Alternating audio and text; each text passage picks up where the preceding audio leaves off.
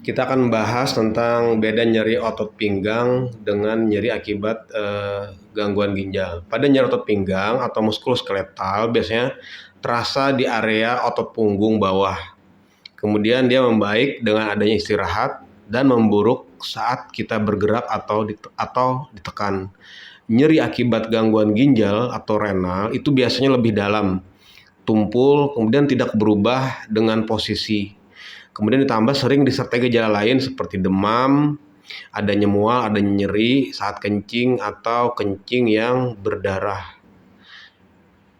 Pada wawancara dengan pasien, biasanya pada nyeri otot pinggang biasa atau pada muskuloskeletal itu ditemukan pada wawancara lokasinya itu di otot punggung bawah. Bisa di kiri atau di kanan atau di tengah, di mana karakter nyerinya itu bersifat nyeri tumpul. Adanya pegal atau terasa kaku pada daerah yang sakit. Pencetusnya biasanya memburuk pada saat pasien itu bergerak atau dia mengangkat beban atau ditekan. Perbaikannya biasanya membaik dengan istirahat, dengan melakukan kompres hangat atau diberikan obat pereda nyeri atau analgesik yang sederhana, tanpa disertai dengan gejala sistemik seperti adanya demam, adanya mual, atau gangguan pada kencing. Sedangkan nyeri ginjal atau renal, nyeri ginjal ini biasanya lokasinya itu nyeri di pinggang bagian atas atau disebut pada area costovertebral angle. Biasanya dia menjalar ke perut bawah, ke selangkangan atau ke daerah organ kemaluan atau genitalia. Karakter nyerinya sifatnya nyeri tumpul, kemudian terasa dalam atau kolik. Kolik itu namanya hilang timbul. Biasanya sangat nyeri pada kasus batu ginjal. Kemudian nyerinya ini tidak berubah dengan posisi atau pergerakan. Ditambah sering disertai gejala lain seperti adanya demam pada kasus infeksi dan mual muntah, nyeri pada saat kencing atau namanya disuria, adanya kencing berdarah atau hematuria, sering kencing atau kencing yang keruh. Pada pemeriksaan fisik ditemukan adanya nyeri otot.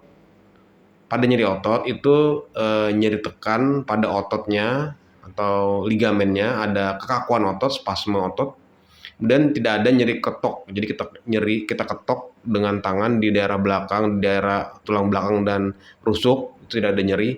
Pada nyeri pinggang itu terdapat nyeri ketok. Tidak ada nyeri tekan otot dan bisa ditemukan pada nyeri ginjal itu demam, kemudian jantung yang cepat pada infeksi yang berat. Kemudian untuk pemeriksaan biasanya pada nyeri otot itu tidak diperlukan atau tidak perlu pemeriksaan penunjang jika sudah ditemukan kemungkinan penyakit atau diagnosis yang jelas. Pada nyeri ginjal biasanya tuh kita lakukan pemeriksaan urin atau urinalisis, kemudian USG ginjal juga bisa untuk mengetahui adanya batu atau adanya hidronefrotis. Kemudian fungsi ginjal itu perlu diperiksa untuk ngecek ureum dan kreatinin. Red flags atau tanda bahaya itu jika kita menemukan nyeri pinggang disertai dengan demam tinggi, adanya mual atau muntah yang berat pada pasien, kemudian bisa juga adanya penurunan kesadaran, atau terjadinya tidak ada kencing sama sekali atau kencing yang sangat sedikit, atau kencing darah yang sangat banyak. Itu harus dilakukan rujukan segera ke rumah sakit. Kemudian penanganan awal untuk nyeri otot biasa itu sekali lagi kita hanya melakukan istirahat, kompres hangat pada daerah yang nyeri, kemudian berikan analgetik, bisa paracetamol atau ibuprofen jika tidak ada kontraindikasi atau tidak boleh berikan obat. Kemudian lakukan peregangan ringan. pada nyeri ginjal itu jika infeksi biasanya diberikan antibiotik sesuai dengan kuman yang tersering. Kemudian diberikan cairan atau hidrasi yang cukup dan diberikan obat nyeri atau analgetik. Jika curiga adanya batu ginjal, itu dipertimbangkan untuk melakukan rujukan ke rumah sakit yang ada di sana, dokter spesialis, biasanya spesialis urologi. Kesimpulannya, nyeri otot itu dipengaruhi oleh pergerakan, kemudian adanya nyeri tekan tanpa adanya gejala sistemik atau gejala lain pada tubuh. Sedangkan nyeri ginjal itu nyerinya nyeri dalam, tidak berubah dengan posisi pasien yang bergerak atau posisi tertentu, tidak berubah ya, sering disertai dengan gejala saluran kemih atau adanya gejala sistemik atau gejala pada tubuh yang lain. Demikian penjelasan singkat ini, mudah-mudahan ada manfaatnya. Assalamualaikum warahmatullahi wabarakatuh.